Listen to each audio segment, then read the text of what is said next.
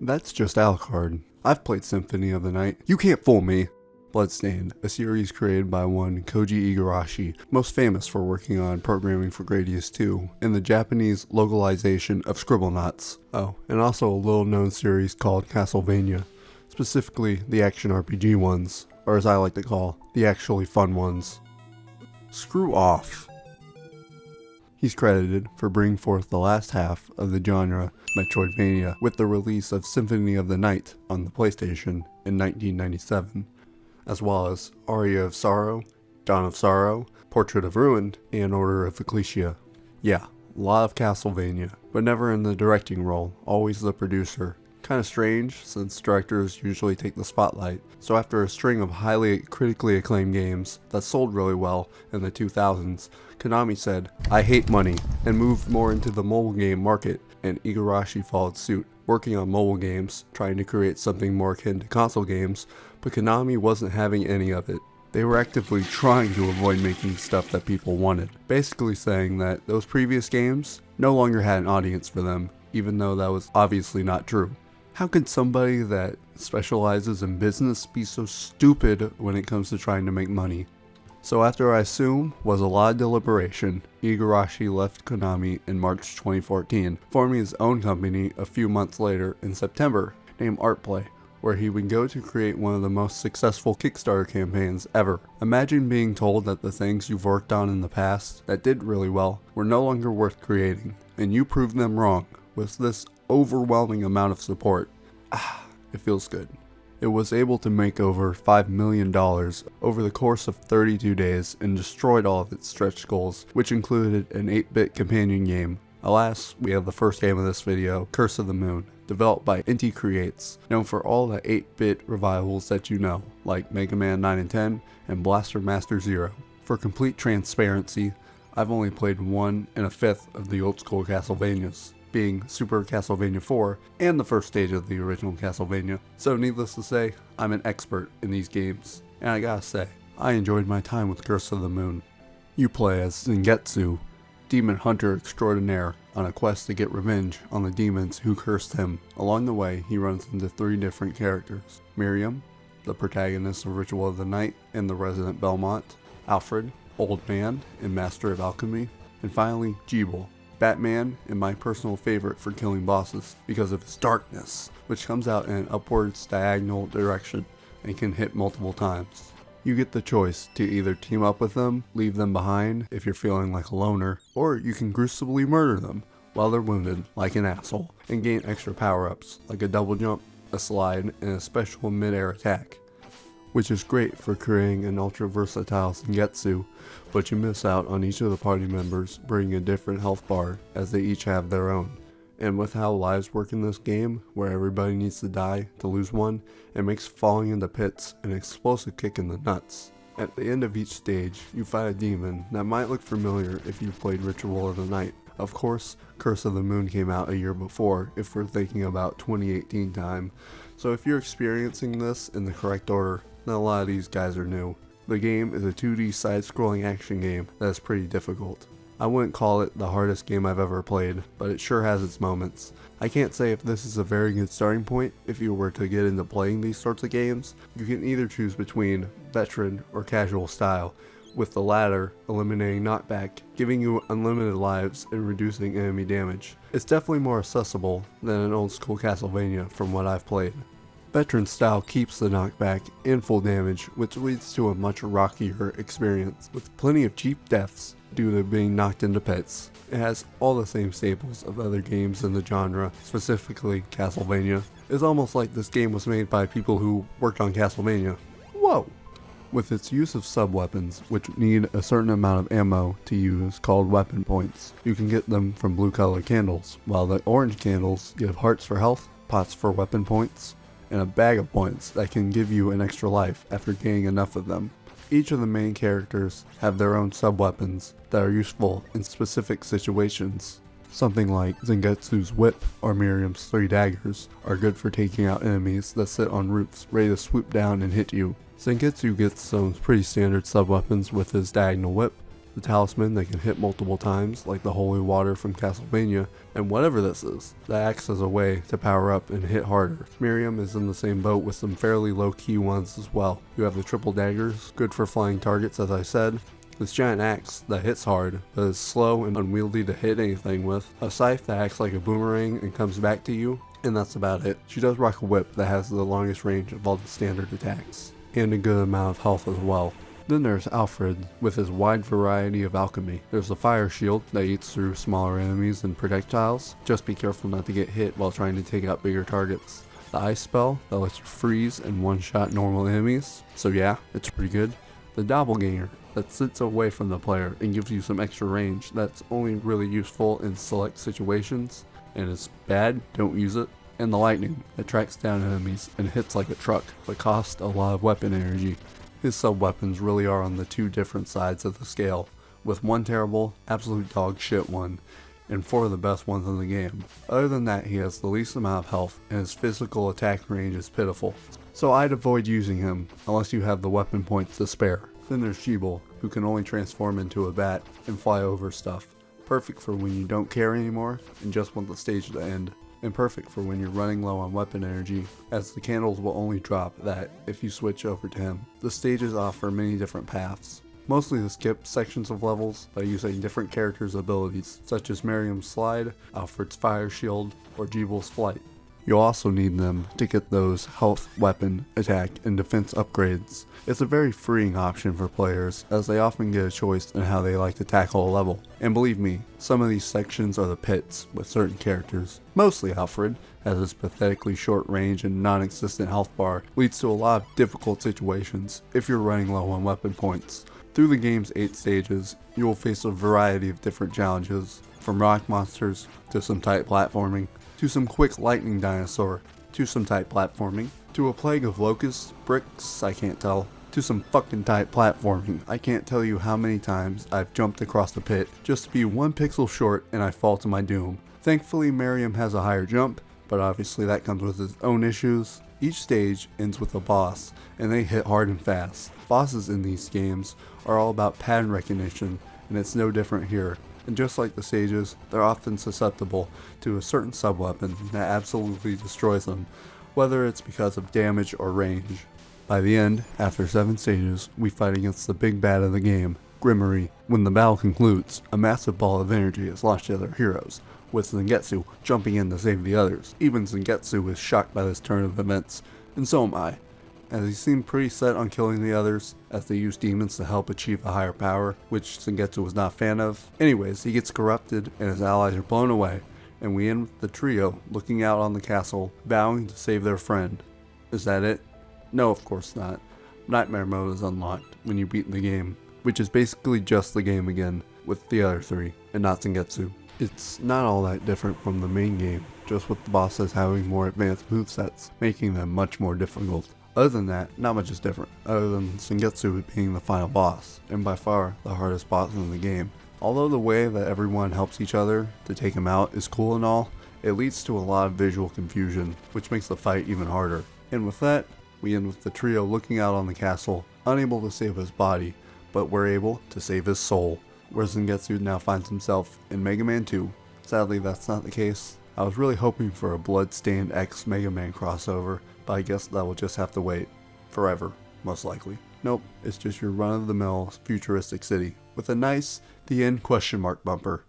And with that, that's Curse of the Moon. A nice little game, released to tide over fans waiting feverishly for the release of Ritual of the Night. It was a fun experience, with a few select moments where I'd cry foul, so it's time to move on. Hopefully there isn't a more drawn out bullshit version of this game somewhere. Oh wait. Ha ha ha ha ha ha ha ha ha.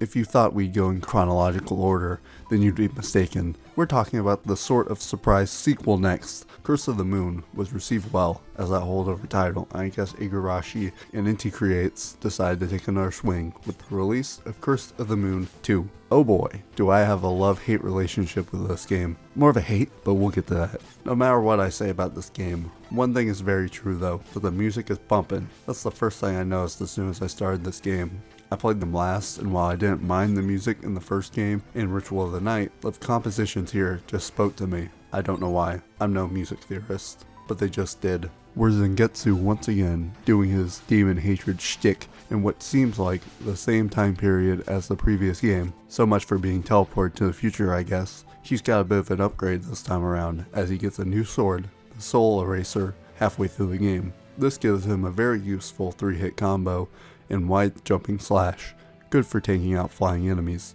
It also powers up his sub-weapons, which are the same as the last games, and he has help from some new buddies this time around. Dominique, an exorcist from the church who wields the spear, which she can poke up to attack high up foes, or pogo jump off enemies or lamps to reach higher areas. The regular attack is a little slower than Zangetsu's, but she definitely has the range. She also has some of the most useful sub-weapons, as well as some of the most useless. She uses different shards for them, and this is more of a personal issue, but they're kind of hard to distinguish. Mostly just the electric and the wind shards. There's the heal shard, where you can plant a seed and it gives you some health. The electric shard, which shoots up and runs along the roof, very useful for taking out enemies just waiting to knock you off a platform. The wind shard, which runs along the floor and shoots up after a while. I don't really get the use for this weapon, considering the electric is just so much better, and there are plenty of ways to deal with grounded enemies. And then there's the pile driver shard, which is useless. Never used this thing once, and if I got it, that pretty much guaranteed that I switched to a different character. There's even this one use shard that can revive fallen characters, and also heals the party. Honestly, unless I needed to play as her to get past a certain enemy or take a different path, I didn't use her a whole bunch. There's Robert, the gunman, and an old war buddy of Zangetsu's apparently. He wields a sniper / revolver / pistol thing. I say that because look how fast that shot goes out with no drop whatsoever. With how much power that gun has and Robert's pitiful health, you'd expect his arms to be noodles after taking just one shot, but I guess he's been hitting the gym for just his arms. You think they got gyms in this world? Anyways, with those guns, he is a long-range fighter and can also go prone to fit through 1 block tall passageways. He's rocking some extremely useful sub-weapons as well. These grenades that are thrown in an arc and slide along the ground, so it's obvious that the game wants you to ricochet them off walls to hit enemies. These spears, good for those high up enemies. I feel like I've said that a lot so far. This bandana that lets him shoot 2 guns at once, upping his rate of fire considerably, and the big bullet, shooting a bazooka light gun with a massive pushback. So make sure you don't accidentally push yourself off a ledge like I have. Good for those guarded enemies, or when you just want to blow shit away. If he wasn't rocking Albert levels of health, then I'd use him more often.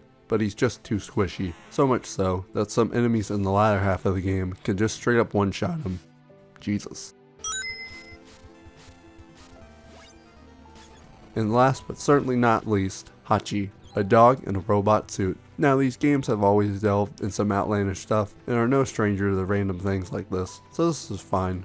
He is also a friend of Zangetsu's, so I wonder what kind of war he was in. And even though he might just be a little guy, he's ready to bring the beat down. Being a giant robot, he has high damage with his steam-powered fist and can slam the ground with his ground pound, which can break certain floors, leading to different paths. With his big frame, you'd think he'd be the worst for platforming, but that has all changed with his hover. Great for avoiding certain ground-based attacks, as well as getting some extra hits on certain bosses. Something seems a little wrong with activating it, however, as you need to hold the button down, but sometimes just pressing the button down for a normal jump is enough to activate it. And with how the float cuts your momentum in half, it leads to some pretty awkward moments that aren't exactly the player's fault. And he can just go invincible. Yep, that's his one sub-weapon, and it can break certain sections. Perfect for me, because I need as much help as I can get, but more on that soon. Just like Jibo from the first game, that means if you're hurting for weapon energy, switch to Heihachi and take out those colored lamps for some more sweet energy. Although that large frame makes him an easy target, so he's not always the best for all situations. That's your cast of characters, and it's definitely a more eclectic bunch compared to the last game that felt pretty vanilla in terms of retro Castlevania-esque games. I enjoy how they flesh them out as a group, whether it's between the stages or shooting the shit around the campfire, and it's nice to see Zangetsu isn't as much of a dick as he was last time. I guess being corrupted and saved will do that to a man. Just forget about the whole teleporting to the future thing. Now, even though these characters have much more diverse abilities, you'd think that they'd be better in terms of handling these stages, and yes, they would have been if the developers also didn't know that and cranked up the bullshit dial like 5 notches. I've heard the horror stories of old school Castlevanias and its NES era crap. Screw off. So it's nice to see that stuff is making a comeback. The first game had its fair share of bullshit, and while it had its moments, they weren't nearly as aggravating. Chalk it up to playing these games back to back, but I was not having any of it this time, and only finished past the first episode out of obligation because I was doing the series. Where do I start? Let's talk level design. The first game was no stranger to putting annoying as hell enemies on tiny platforms just ready to knock you off, and here it's like 10 times worse. Pretty much every room is like this. Honestly, fuck the enemies. The real bad guys are the bottomless pits. I'm really getting into the Castlevania spirit now, ain't I? Then there's the boss fights. This one's really weird because it starts off so inconspicuous, with the first 3 bosses not really putting up much of a challenge. This Titan train looks cool visually, but it's probably the easiest of all the boss fights in this game and the last one. That all changes with this damn lava snake thing. I got a beat on it eventually, but learning it was not a pleasant time. The rematch against Grimmery isn't so bad. Essentially the same as the first game, but don't get me started on this mummy and the final boss. Yeesh. Don't get me wrong, I love a good challenge, whether it's a tough as nails action RPG or ultra precise platformer, but obviously this game is no Super Meat Boy. You said the first episode earlier, and yes dear viewer, this game has multiple episodes, just like the first game, and it's almost a direct rehash of the first, with the first episode ending with Dominique this time, not Sengetsu, absorbing a large amount of energy, and the crew being whisked away, having to fight their way back, with bosses that are even more difficult bullshit this time around. Thankfully, you were able to take new paths this time due to having the new characters, so it doesn't get too stale with all the revisits, but that issue is exacerbated in the third episode with how it's structured. So they make it back to the final stage, and whether or not you have these 3 other swords and Zangetsu loses the Soul Eraser, you either get the good or bad ending. The good ending leads straight to the third episode, and the bad ending leads to a bonus episode. That is basically the second one again, but you're guaranteed to get the good ending. So if you want to see everything in this game, make sure you get the bad ending the first time around. If you go that route, then you're unsuccessful in saving Dominique, and are blown back again. Robert and Heihachi are injured, and the characters from the first game return to help Zangetsu save Dominique by going back through the stages again. This is where the repetition starts to pile up, and we're not even to the third episode yet. With that, Dominique is saved, and the true final boss shows itself, and it's on to the third episode. This is when the structure completely changes, to make it more like a Mega Man game, where you get to choose any stage that you want, and in the order, as you need to get different parts to blast off to the moon, of all places. You're back to just Zangetsu, and need to play through all the levels again, to gain party members, as well as health, weapon points, attack, and defense upgrades. All while the difficulty is still episode 2 levels, so needless to say, it's a rough time. Luckily, once you get an upgrade, it's yours to keep, so you can just exit the stage without finishing it. If you had to do that, I might have quit. I'm being serious. I won't spoil what happens at the end if you want to go in yourself, but obviously I don't really think you should. This game isn't anywhere near the worst game I've ever played, but it might have gone just a wee bit overboard in a few places. What am I saying? A lot of places. To the point where I really can't recommend it unless you're fine with getting kicked in the balls repeatedly. So approach this one with caution if you decide to play it. I just hope Ritual of the Night will be worth putting up with all this shit. I already know that it is because I already played it. Now, on to the main course. Ritual of the Night. The previous games were decent enough appetizers, but this was by far the most fun out of the bunch. And just to start out, normally when I record games or videos, I usually record in 2 to 3 hour intervals before taking a break. Not in this game though. By the time I was done with my first of 2 recording sessions, I was already up to almost 10 hours of footage.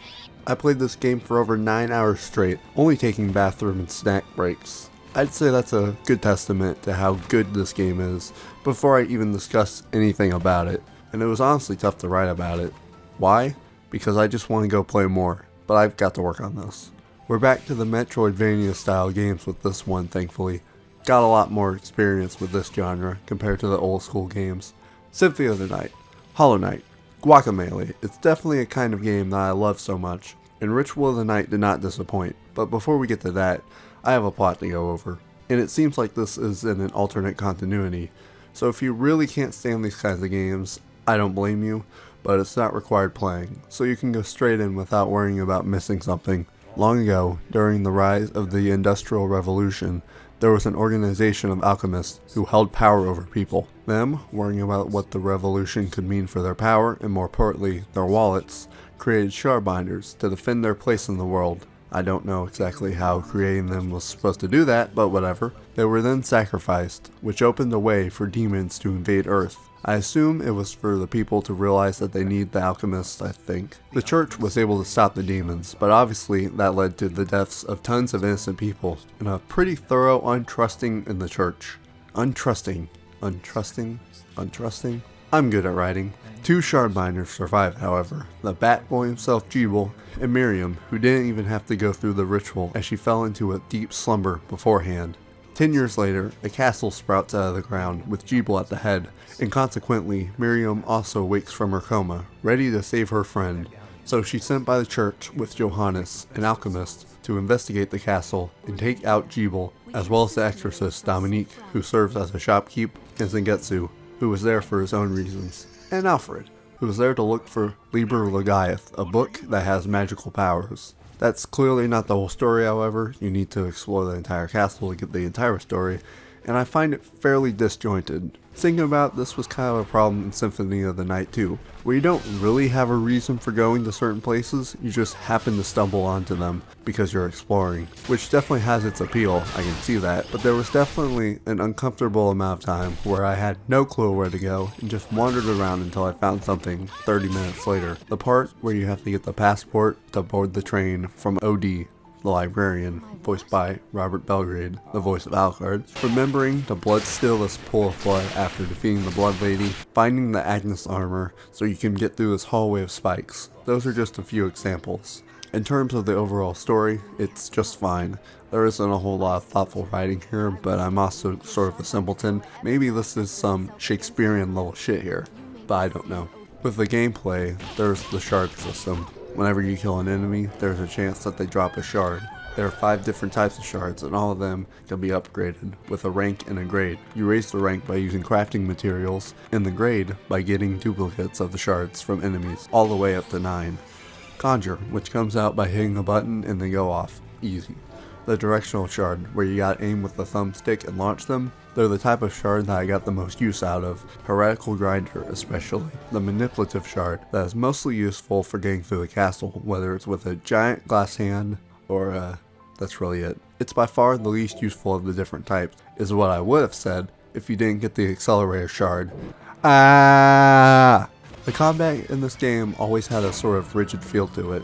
It doesn't feel as smooth and as fluid as it should. That all changes at the end of the game when you get this thing, as you can now blaze like a bat out of hell down corridors, and it helps open up the flow of combat. Sucks that you get in the last area of the game, but what can you do? Passive shards that act as buffs or give off special effects.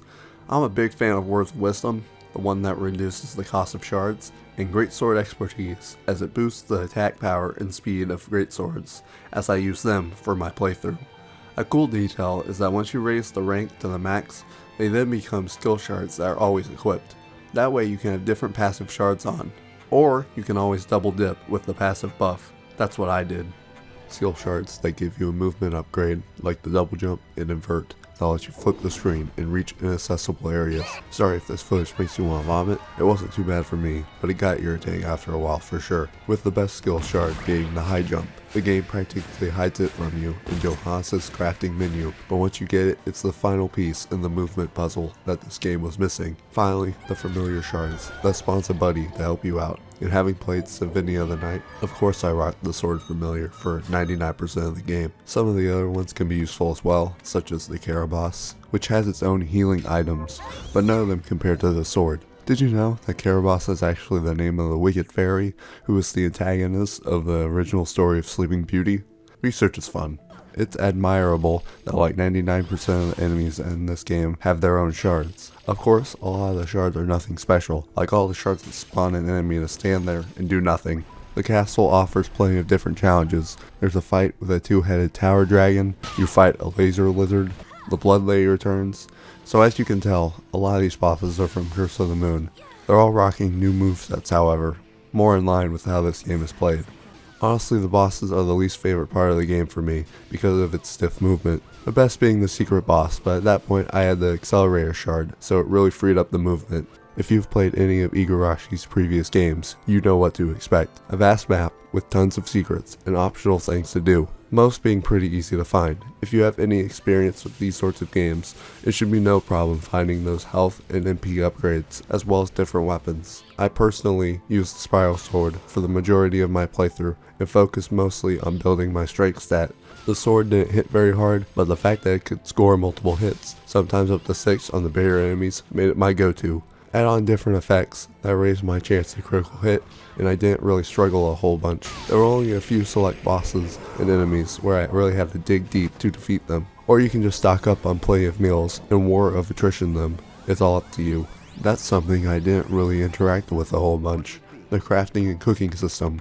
I only cooked certain meals for this old lady's side quest, and once I made pizza and seafood curry, that was it, because once something is made, Dominique will sell an infinite amount of them, and that goes for any item that you make. You do get one-time bonuses for the first time you eat a meal, with things like increased max HP and faster MP recovery rates, so it is worth doing if you're struggling. For crafting, I had my Spiral Sword, so I didn't really make any new weapons until the end game, where the low damage was starting to catch up. The game gives you plenty of ways to build out Miriam, whether it's kicks, daggers, swords, great swords, clubs, katanas, whips, and yes, even guns, with a bunch of different bullets to boot. Depending on how you want to play the game, you most likely can. Maybe you want to dive headfirst into strength, and you like seeing the big numbers as much as I do. Or maybe you want to do a ton of quick hits, or maybe play range with magic or lead.